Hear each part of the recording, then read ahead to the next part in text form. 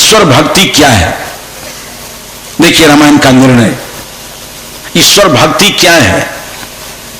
तो बिरति चर्म असी ज्ञान मद क्रोध लोभ रिपुमारी, जय पाइये सुहरि भक्ति सुनहु खगेश विचार। क्या कहा कि बिरति चर्म, बिरति कहते हैं वैराग को, चर्म कहते हैं ढाल को।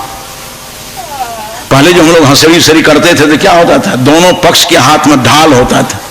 विरोधी पक्ष बाण चला दिया तो ढाल पर रोक लिया, बाएं हाथ में ढाल दाएं हाथ में तलवार, ऐसे युद्ध पहले होता था।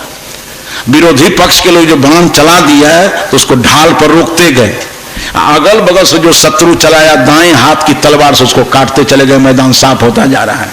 कितना बढ़िया उदाहरण देकर गोस्वामी तुलसी कहते हैं कि बिरति चर्म, वैराग का ढाल बनाओ। आपके जीवन के सामने वैराग्य रहे, वैराग का मतलब अनासक्ति,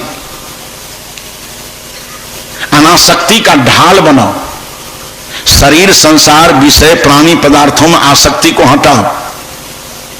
जब वैराग का ढाल होगा तो सांसारिक मायावी चोट तुम्हारे पर आक्रमण नहीं कर सकती। मायावी चोट को तुम वैराग के ढाल से रोक दो। और जो जीवन के अंदर दोष आ गए, वो दोष क्या है? बिरति चर्म असी ज्ञान मद क्रोध लोभ रिपु मारी। ये मद अहंकार क्रोध लोभ ये कहां रहता है? ये मन के अंदर रहता है। मांगना था मन को। गोस्वामी तुलसी कहते हैं कि बिरति चर्म असी ज्ञान मद क्रोध लोभ रिपु मारी। बाहर के विषयों को वैराग से रोक दो, जीवन के दोषों को ज्ञान रूपी तलवार से काट करके साफ कर दो। तो जो जीवन के मनोवचन कर्म के सारे विकारों को समाप्त करने में समर्थ हो गया है, जय पाइये सो हरि भक्ति, अपने जीवन की बुराइयों पर जिसने विजय प्राप्त कर ली, मन पर विजय प्राप्त कर लिया, इंद्रिय भोग वासनाओं पर विजय प्राप्त कर लिया, सोई हरि भक्ति, इसी को हरि भक्ति कहते हैं। सुनहु खगेश विचार। भक्ति है जीवन की निर्मलता। लेकिन हम भूल गए, हम रगड़ने लगे देह को। एक आदमी बहुत चतुर था, उसके ससुराल में शादी ब्याह, सोचा कि जरा कपड़ा लत्ता बढ़िया साफ कर ले। दुकान में गया, कहा कि देखो कपड़े साफ करने, बढ़िया साबुन दो, और क्या ले जाओ शरीर में, इसको देख करके कपड़ा साफ हो जाता है। तब कुछ था फीता ढीला, और बढ़िया साबुन लाया, और उस साबुन को कपड़ा में लपेट करके पेटी में बंद कर दिया। एक उससे भी चतुर था बेचारा, कपड़ा है पेटी में, कपड़ा सब पेटी के अंदर है, और पेटिये में साबुन रगड़ना शुरू कर दिया। इतना चतुर आदमी सब बैठा हुआ है। साबुन से कपड़ा को भेंट नहीं है, जिसमें कपड़ा है उस पेटी में ही साबुन रगड़ना शुरू कर दिया। लगता है कपड़ा साफ हो रहा है। वही कुछ काम हम लोग भी करते हैं। रगड़ना चाहिए मन को, तो देह को रगड़ने लगे एकदम। धोना था मन, भूल गया। धोता रहा तन मलमल के, और घर का ईश्वर भूल गया। अब घर दो तरफ है। बाहर के घर का ईश्वर कौन है? जिसने आपको जन्म दिया, जिसने आपको पाला पोसा सब कुछ किया। ये बाहर के घर में माता पिता ईश्वर है। दिमाग सही करके समझना, बाहर के घर में ईश्वर है माता पिता, और इस शरीर रूपी घर के अंदर ईश्वर है आत्मा। ये तो गीता में आपने सुनिए लिएगा, ईश्वर सर्वभूतानां हृदय से हृदय। हर एक हृदय में जो शक्ति बैठी है वो ईश्वर है। हम भटकते बहुत जाते हैं। कहत सकल जग राममय, तो खोजत के ही काज। गोस्वामी तुलसी ने कहा कि आदमी अंधा है कि कहत सकल जग राममय, राममय है जगत, और उसी राम को सतुआ पानी लेकर घूमने चला है खोजने के लिए। कहत सकल जग राममय, तो खोजत के ही काज, आ कहत तुलसी यह कुमति सुनी, उर आबत अति लाज। खोजने वाले के अंदर परमात्मा बैठा हुआ है। खोजने वाला स्वयं परमात्मा है। शशि को खोजन शशि चले, सुर खोजन सुर जाए, यही पागलपन तो है। चंद्रमा चंद्रमा को खोजने चला है, उसकी खोज कैसी है। सूरज सूरज को खोजने चला है, पानी पानी को खोजने चला है, ये पागलपन है कि नहीं। परमात्मा परमात्मा को खोज रहा है। एकदम स्पष्ट निर्णय लीजिए आप लोग, जरा ठीक से बैठिए। आज तो अंतिम बेला है, एकदम बर्तुहारी वाला आसन छोड़ करके आसन बांध करके बैठिए नीचे। कोई मुरझाइए नहीं, एकदम मुस्कुराते रहिए। जानते हैं कितनी अच्छी जगह पर बैठे हुए हैं। इस जगह की प्रशंसा करते हुए गोस्वामी तुलसी ने कहा कि पति पत्नी के साथ विहार कर रहे वो क्षण धन नहीं है। नोटों का बंडल लेकर के गिन गुथ रहे हो वो क्षण धन नहीं है। ये बाल बच्चों की फुलवारी में रमन कर रहे हो वो क्षण धन नहीं है। लोगों ने कहा गया है रे वाह, यही 3 चीज आदमी यानी छोटी श्रम एक कहने से धन मिले, परिवार भर है, पति पत्नी मिले। आई पति पत्नी का संयोग अच्छा रमनी बढ़िया समय नहीं है, बाल बच्चों के बीच रहना बढ़िया समय नहीं है, नोट को गिनना गुथना बढ़िया, कौन क्षण बढ़िया है भाई। तो गोस्वामी तुलसी ने कहा कि धन घड़ी सोई जब सत्संगा, जो माजमा हमारे तमाम युवकों ने लगाया है यहां, धन धन्य धरती हो गई। गोस्वामी तुलसी का स्वप्न साकार हो गया आज धमोहन की धरती पर कि धन घड़ी सोई जब, जो क्षण सत्संग बीतता है वो क्षण धन्य है। हम लोग कितने भाग्यशाली हैं, उस सत्संग बैठे हुए हैं कि धन घड़ी सोई जब सत्संगा। तो आप लोग मुस्कुराते क्यों नहीं हैं? चेहरा पर प्रसन्नता क्यों नहीं है? बहुत लोग तो ऐसे बैठा है, लगता है श्मशान घाट में बैठा हुआ है। मुस्कुराइए जी, बहुत बढ़िया जगह बैठे हुए हैं। आइए, मैं कह रहा था निर्णय लेकर के जाइए। निर्णय मंच है, इस मंच के सामने से जो आदमी संदेह लेकर जाता है, दुनिया के किसी पंडाल में उसके संदेह का निवारण नहीं होगा। अभी आपने सुना कि हृदय से अर्जुन तिष्ठति। हमारा जीवन क्या है? ये 2 तत्वों का मेल है।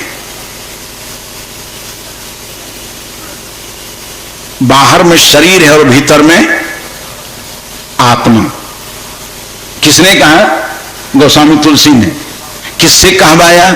मर्यादा पुरुषोत्तम राम से। मारा गया बाली और पति वियुक्ता तारा विकल होकर के राम ने सामने रोने गई, तो राम जी ने उसकी विकलता के कारण को समझा और राम जी ने सोचा कि यह विकलता, यह व्यथा, यह पीड़ा केवल ज्ञान से जाने वाली है, द्रव्य से दुख नहीं जाएगा। तो राम जी ने तत्वबोध कराया उसको। इस जीवन का विश्लेषण राम जी ने किया कि तारे, जिस बाली के लिए तुम रो रही हो, इस जीवन पर कभी तुमने ध्यान दिया कि जीवन क्या है? बाहर के अंश को देखो तो क्या है वो? क्षिति जल पावक गगन समीरा, मिट्टी पानी आग हवा के परमाणुओं का गठन, ये सब एक रामचरितमानस की चौपाई को ठीक ढंग से समझ ले आदमी तो बहुत सारी समस्याओं का समाधान आज हो जाएगा। ऊंच नीच का भेद चला जाएगा, ये बैकवर्ड फॉरवर्ड चला जाएगा, छूत अछूत चला जाएगा, अवर्ण सवर्ण चला जाएगा। सबको लाकर बैठा लीजिए, एक ओझा जी हो, एक सिंह जी हो, एक शर्मा जी हो, एक राइयो जी को ला लिया, घर में आ जाए अच्छे, एक मोची को भी ले आइए और सबको बैठाइए एक जगह, कबीर के लेबोरेटरी में ले जाइए उसको, और सबको थोड़ा थोड़ा मांस काटिए और सबको मिला दीजिए। तब बोलाइए कि वर्ग वर्णवाद के झंझट पैदा करने वाला लटुरन झा को, सब में से बैकवर्ड फॉरवर्ड छुतहर पुतहर जितना है सब में थोड़ा थोड़ा काटो, सबको मिला करके रख दो। ये कबीर की प्रयोगशाला बता रहा हूं।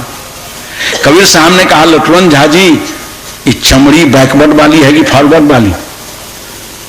जल के सबका अजर गजर क्या का, चमड़ी जो है बैकवर्ड की है कि फॉरवर्ड की? अवर्ण की है कि सवर्ण की? छूत की है कि अछूत की? पंडित जी कपार खुलवाने लेकर के, पता नहीं चाले से चमड़ी चमड़ी छिकना कहिए, बल्कि आगे बढ़ा।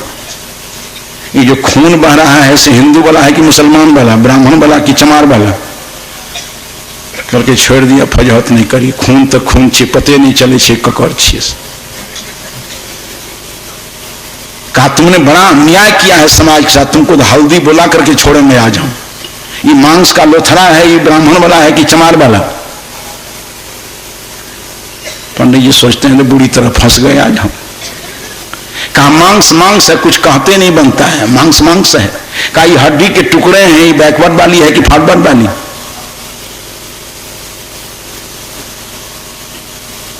निरुत्तर हो गए। पंडित जी का क्या हुआ? कबीर साहब ने कहा कि और बढ़ो आगे।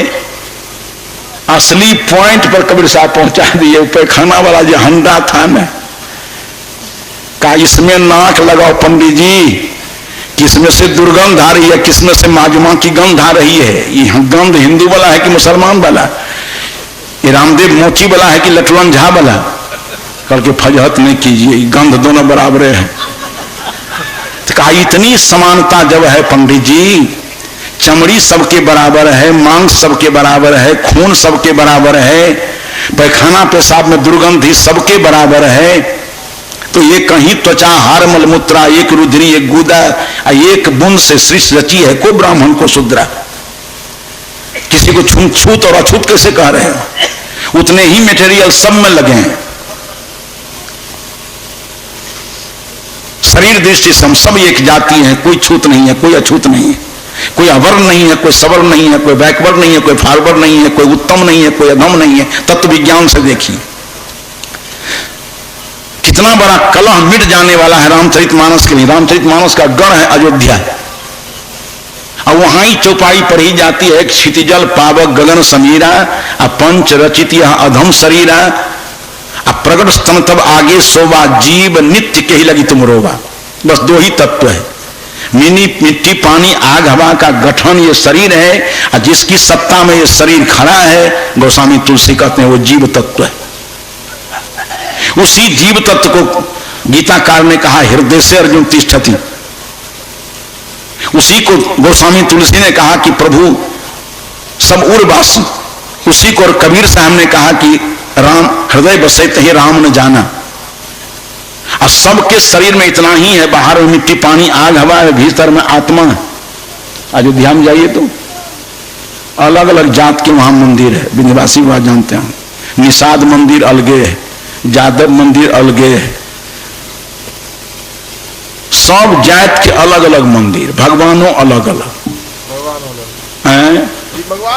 भगवानों अलग। ये रामायण सिद्धांत को पढ़ने वाला आदमी, अयोध्या का आदमी, हृदय कितना सड़ा हुआ है। सब कोई जान रहा है कि शरीर सबका एक ही है, वही मिट्टी पानी आग हवा, और सबके अंदर वही चेतन तत्व आत्मा है, वही राम है, वही प्रभु है, वही ईश्वर है। जाइए तो मंदिर में कोतवाल रहता है वहां, और जो मंदिर पर गया उसको पूछेगा कि सूत्रधारी हो कि मालाधारी। बोलिए विंध्यवासी बाबा जी जी। सूत्रधारी माने वो बढ़िया के बात जाए तो दो तीनटा छे। सूत्रधारी माने ब्राह्मण क्षत्रिय भूमिहार, ये सब जो है ये सूत्रधारी है। इधर जो है लटुरन लाल साहब, जिसको सोलकन कहते हैं, हमको तो जीव कांप जाती है सोलकन कहने में।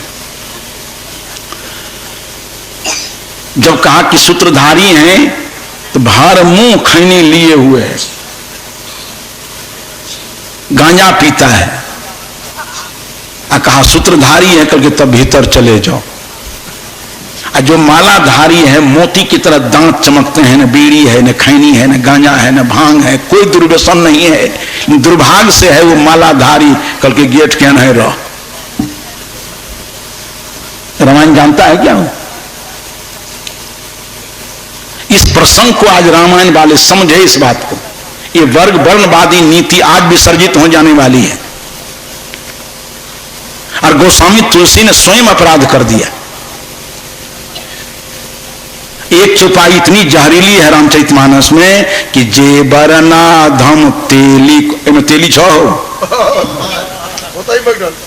छाती पकड़ के राखियो, पहनु का चोट तोड़े पर छो। 6 प्रकार के लोगों ने गोस्वामी तुलसी ने एकदम अधम कह कर दिया उसको। जे बरनाधम कौन? तेली, कुम्हार, स्वपच, किरात, कोल, कलबार। कलबारो छे में गेलो। जे बरनाधम तेली, कुम्हारा, स्वपच, किरात, कोल, कलबार। कहां रामायण, कहां ये चौपाई? कोई तालमेल है? जब उस कम्हार के, उस कलबार के, उस तेली के, उस चमार के, सबके शरीर में वही मिट्टी, पानी, आग, हवा, सबके अंदर वही जीव, तो अधम कैसे हो गया स्वामी जी? क्या अधम वाला काम हो गया तेली का? कितना बड़ा अन्याय है रामचरितमानस में चौपाई। अब तेली बिगाड़ा क्या? आप ही लोगों क्या बिगाड़ा बेचारा? पहले तो मिल मशीन नहीं था कुछ, कोल्हू में तोड़ी दे करके बैल के आंख में पट्टी बांध करके घुमाते घुमाते घुमाते एक एक ठोप गिरते गिरते दिन भर में 1 सेर तेल, किलो तिलो के तो पते नहीं था। अब दिन भर बेचारा परिश्रम करके 1 सेर तेल निकाला। शाम को चाहे वो साहु जी, चाहे उसकी पत्नी साहुन जी, टोकरी में लेकर के घरे घरे पहुंचा दिया। लटरों झा के यहाँ, रामदेव राइयों के यहाँ, सब के यहाँ। और उस तेली का के द्वारा निकाला गया तेल देहों में रगड़ रहा है। इतना कृतज्ञ आदमी होता है? उस तेली के द्वारा निकाला गया तेल देह में रगड़ रहा है और 56 प्रकार के व्यंजन बना करके भीतर दे रहा है। अरे भले आदमी, बाहर तेल भीतर तेल, तैयो तली धकेल। ये कैसी व्यवस्था है समाज में आपकी? रामायण को नहीं समझ रहे, खाली अरहुल का फूल चढ़ा रहे हो। जिस दिन रामायण को, इस प्रसंग को समझेगा आदमी, उसकी वर्ग वर्णवादी नीति चली जाएगी, छूत चला जाएगा। जन्मना उत्तम अधम होने की बात खत्म हो जाएगी। कुछ समझने के लिए हम तैयार नहीं है। तो मैं कह रहा था, ये आज तक की दिमाग सड़ा हुआ है लोगों का। एक मुझे जहरीली चौपाई आई, आज तक लोग समझता है। एकदम चले जा रहे थे आश्रम पर, बैलगाड़ी से जा रहे थे। रामा नाम का नौकर था, बैलगाड़ी हाके जा रहा है। लड़का हमसे कहता है कि साहब लौट जाइए, गाड़ी नहीं मिलेगी।